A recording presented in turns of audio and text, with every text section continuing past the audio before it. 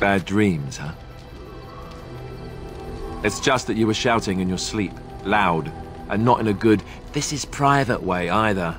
You see, part of being a Grey Warden is being able to hear the Darkspawn. That's what your dream was, hearing them. The Archdemon, it talks to the Horde, and we feel it just as they do. That's why we know this is really a blight. It takes a bit, but eventually you can block the dreams out. Some of the older Grey Wardens say they can understand the Archdemon a bit, but I sure can't. Anyhow, when I heard you thrashing around, I thought I should tell you. It was scary at first for me too. I know, I've just been so distracted with the, massacre of all my friends and the war and all that. Sorry. Anyhow, you're up now, right? Let's pull up camp and get a move on.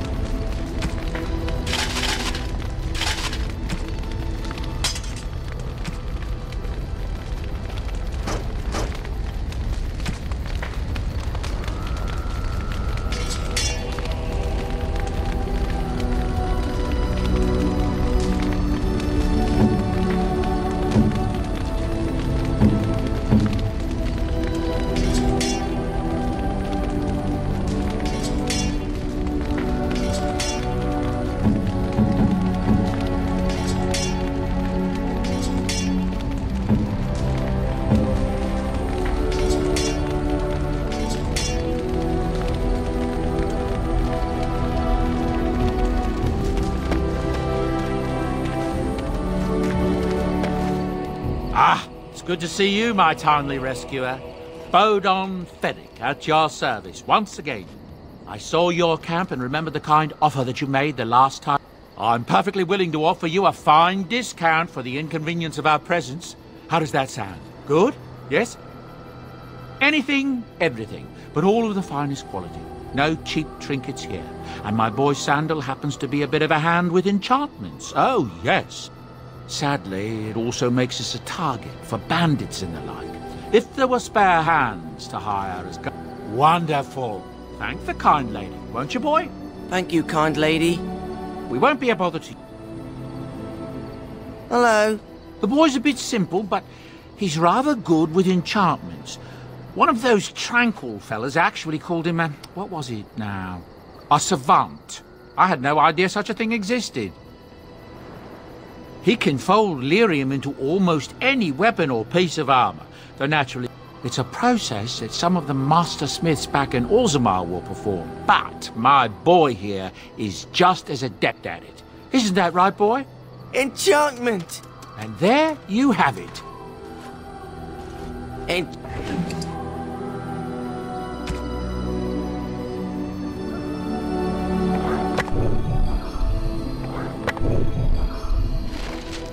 If there's anything I can do for you, please... Oh, nothing so unusual and so interesting as you and your companions, I'm sure...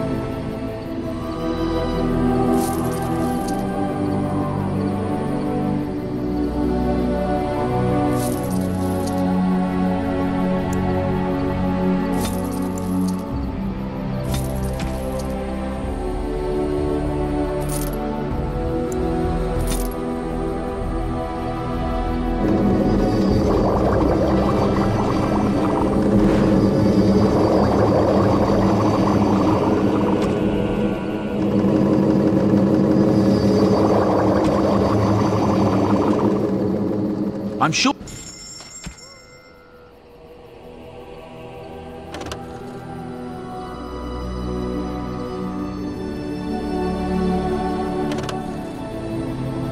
Are you sure?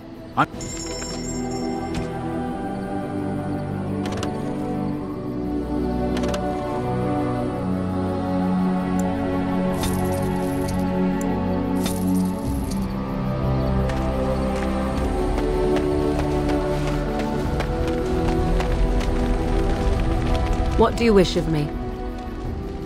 If you must. I was not born such.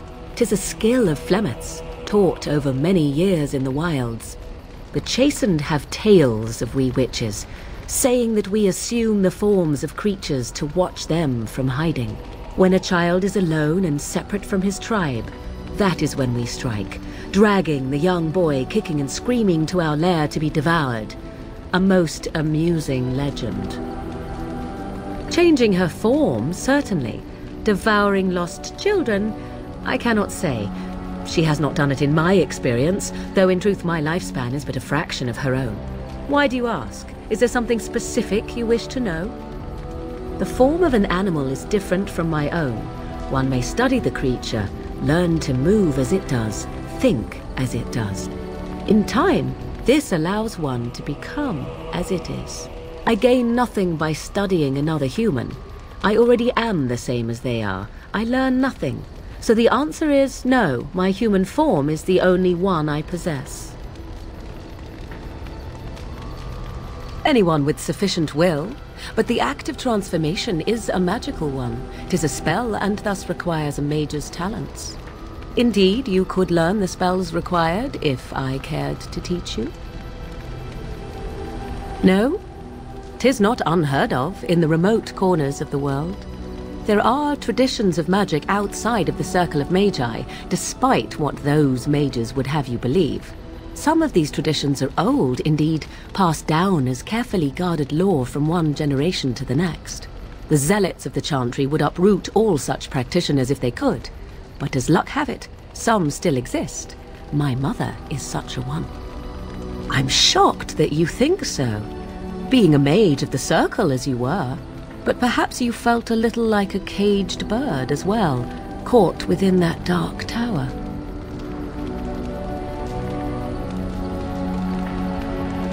I thought so. Indeed.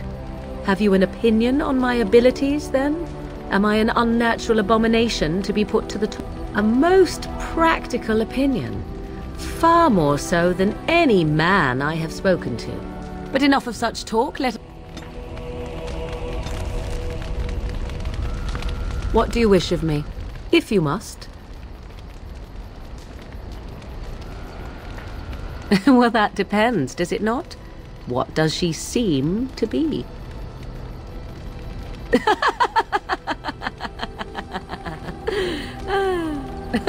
Oh, she is certainly old. Have no mistake of that. Tell me, how much do you know of the tale? The one that the chastened still tell of my mother, to frighten them into obedience.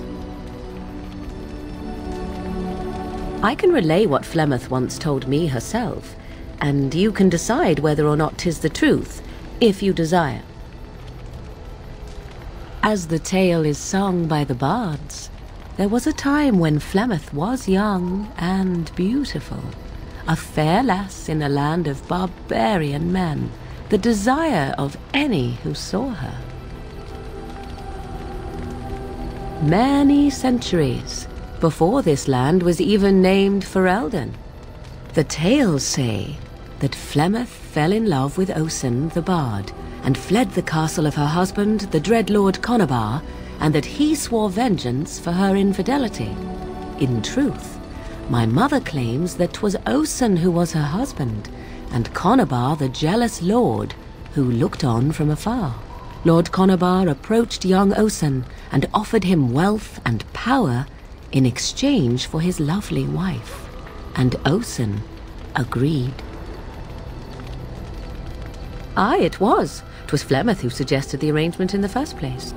All would have been well had Lord Conabar kept his end of the bargain. But he was a foul man who bargained with coin he did not possess. Osen was led off to a field and slain, left for dead. Flemeth spoke to the spirits and learned of the deed, and swore revenge. That was not the point. Conobar had no honor, so she would not have him. Flemeth begged the spirits to aid her, and 'twas they who slew Conobar. The demon the legend tells of came later. Lord Conobar's allies chased Flemeth, you see. Chased her to the wilds, and there she hid. There, the legends all speak of the great hero Cormac, he who defeated Flemeth and her great army when she invaded the lowlands centuries later. All lies. You would be surprised at how little my mother cares for what I or others think of her past. The truth of the matter is that there was never an invasion. As Flemeth tells it, the Chastened never raised an army under her banner, and she never fought with any... Cormac led a brutal civil war against his own people, and later claimed it was to vanquish evil that had taken root. Flemeth was only attached to the legend much later. Perhaps 'twas due to the Great War with the Chastened that eventually... You ask if I have sisters? I have asked of this myself.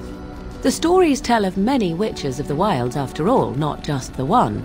And these tales existed long before I did. Flemeth refuses to speak of other daughters, if they existed. So, should I believe I am her first? I doubt that too. The demon within her has transformed her into... something else. An abomination, perhaps some would say. I know not. I only know my mother is clever, and she is part of the wilds as it... But she is no immortal. She bleeds. A blade in her heart would kill her like any other. Flemeth tells... Dare I ask of your own mother? Few are abominations of legend, 'tis true, but I find myself curious nevertheless.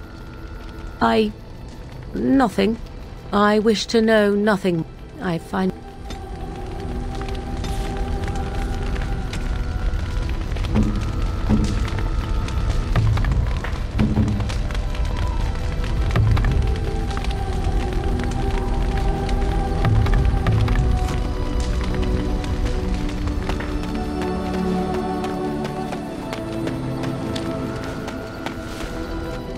Why are we stopping? There are darkspawn to be fought. Is this delay needful? What a strange language you speak. You say hurry, where I would say duty. I am. I have always fought in war, human. My people have been at war since the moment we set foot in the Northern Islands.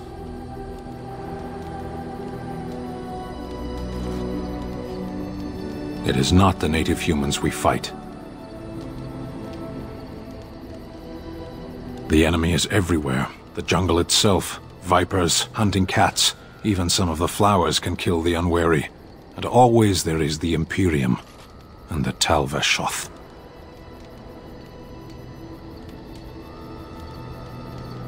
I do not see how this matters. Seheron and Parvolan are distant. Ferelden and the Darkspawn are immediate. You are concerned. No need. I am fit enough to fight. No.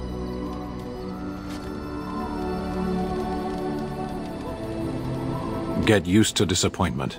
People are not simple. They cannot be summarized for easy reference in the manner of, the elves are a lithe, pointy-eared people who excel at poverty. Many humans have said that to me. I do not understand it. If I were indeed hostile, you would be bleeding. Couldn't you tell? As you wish. Yes. I am hardly surprised. To answer a question. Were you not at Ostagar when the army was overwhelmed? That is your answer. Why do you? So if this blight were in Orlais, it could consume the land with impunity. Don't strain yourself pondering that. I do not know why the Arishok sent us. He commands and I go. A portion of it. Why do you? Exactly. You don't ask, nor do I. The Arishok sends me and I go. A portion of it. Were you not at Ostagar? That is your answer. Parshera, was there anything else? Sitting, as you observed. Your grasp of the obvious is remarkable. Warden, if I truly disliked you, I would leave. That I am still here, you may interpret however you choose. Parshera, was there anything else? As you wish.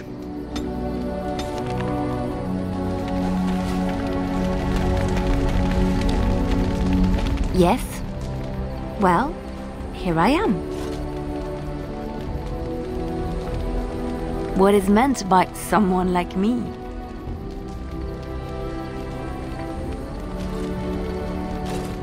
And there were no beautiful, charming women in the cloisters, you think? You would be wrong. There were many lovely young initiates in the Lothering cloister, all of them chaste and virtuous. It added to their mystique, because then they were forbidden, and forbidden fruit is the sweeter, no? My fruit? I can't believe I'm having this conversation. But no, I did not take vows. The Chantry provides succor and safe harbor to all who seek it. I chose to stay and become affirmed. I was a traveling minstrel in Orlais. Tales and songs were my life. I performed, and they rewarded me with applause and coin. And my skill in battle? Well, you pick up different skills when you travel, yes? Yes, of course. Let's move on.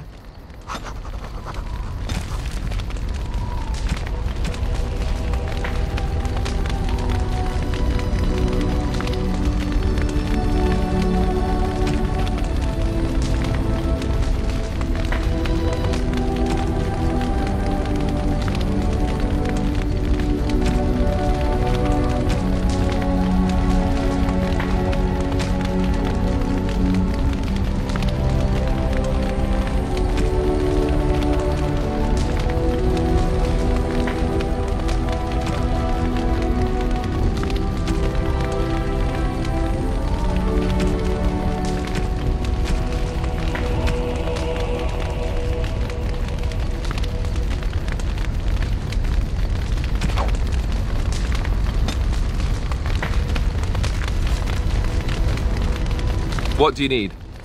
Ask away.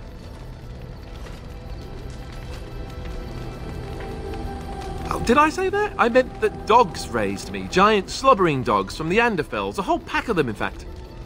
Well, they were flying dogs, you see. Surprisingly strict parents, too. And devout Andrastians to boot. Or did I dream all of that? Funny the dreams you'll have when you sleep on the cold, hard ground, isn't it? Are you having strange dreams? You have no sense of humor, you know that. Fine, fine. Have it your way. Let's see, how do I explain this? I'm a bastard. And before you make any smart comments, I mean the fatherless kind. My mother was a serving girl in Redcliffe Castle who died when I was very young. He was good to me, and he didn't have to be. I respect the man, and I don't blame him anymore for sending me off to the Chantry once I was old enough.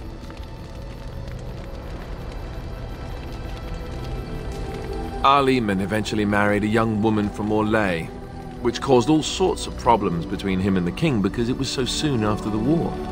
But he loved her. Anyhow, then you, Arlessa, resented the rumors which pegged me as his bastard. They weren't true, but of course they existed.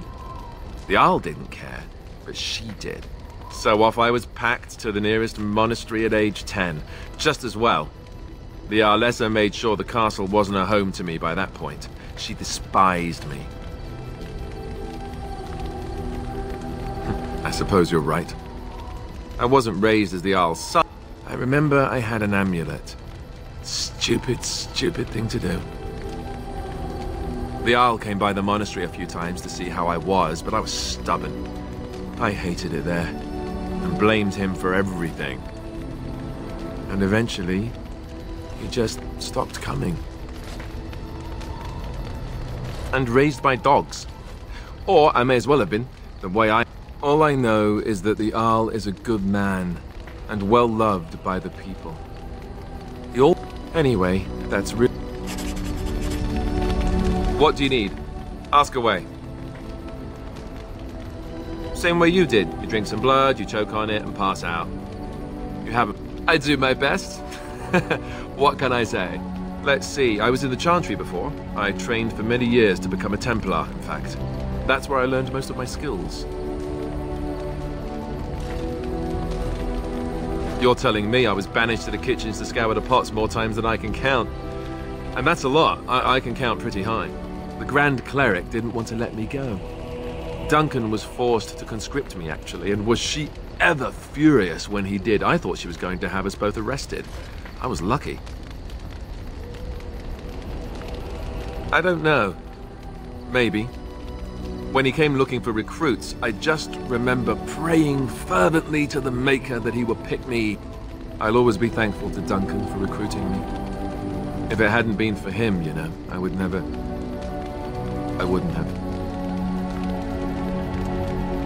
No, it's...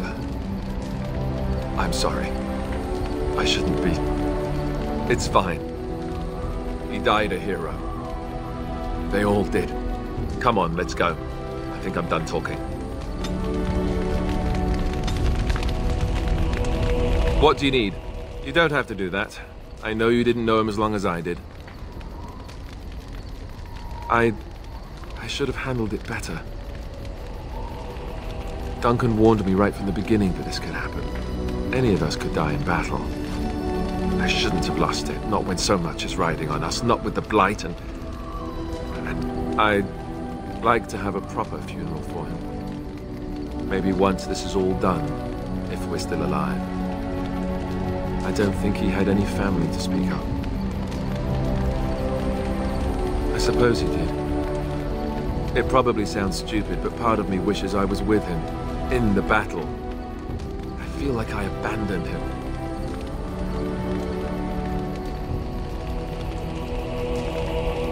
Yes. I know. I think he came from High Ever, or so he said. Maybe I'll go up there sometime. See about putting up something in his honor. I don't know. Have you had someone close to you die? Not that I mean to pry, I'm just... That must have felt a lot like when I got sent to the Chantry. You mages don't even get a say in the matter after all. Thank you. Really, I mean it. It was good to talk about it, at least a little. That's good to hear. It's nice to know I'm not the only one.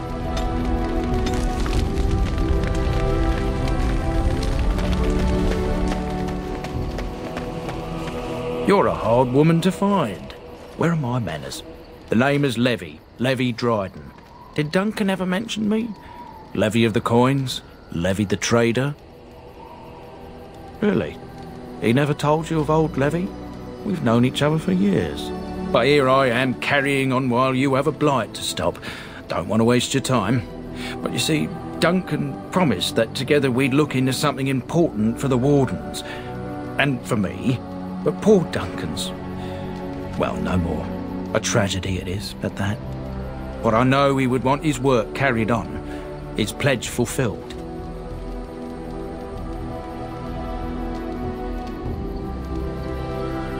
My family, well, past a bit checkered to see. Nobles look at us with disdain. My great-great-grandmother, Sophia Dryden, was the last Warden Commander of Ferelden back when the Wardens were known as freeloaders. So King Arland banished the Wardens and he took House Dryden's land and titles. Hard to say. After King Arland died, there was a civil war, loads worse than this one, and our family was on the run, hunted by enemies, with nary a friend in the world. But Drydens are tough. We rebuilt, became merchants, and we never lost our pride. Our family's only crime was guarding the kingdom against the Blight. We're not ashamed of that. I ask for the truth. My family reveres Sophia Dryden. We know she died at the old Grey Warden base, Soldier's Peak. We want evidence to clear her name. It won't restore our land or our titles, but it'll restore our honour. Well, no one's been to Soldier's Peak since Ireland's days. At least none that's come back. I spent years mapping the maze of tunnels to the peak. So I went to Duncan, I did, and I said that he could reclaim the old base and my family could have its honour. Soldier's Peak is strategic and symbolic importance. Duncan said that it would be worth it right there. He also hoped to recover lost Warden history and perhaps a few old relics. 1,000 blessings upon you, Warden. I'll mark down the location on your map,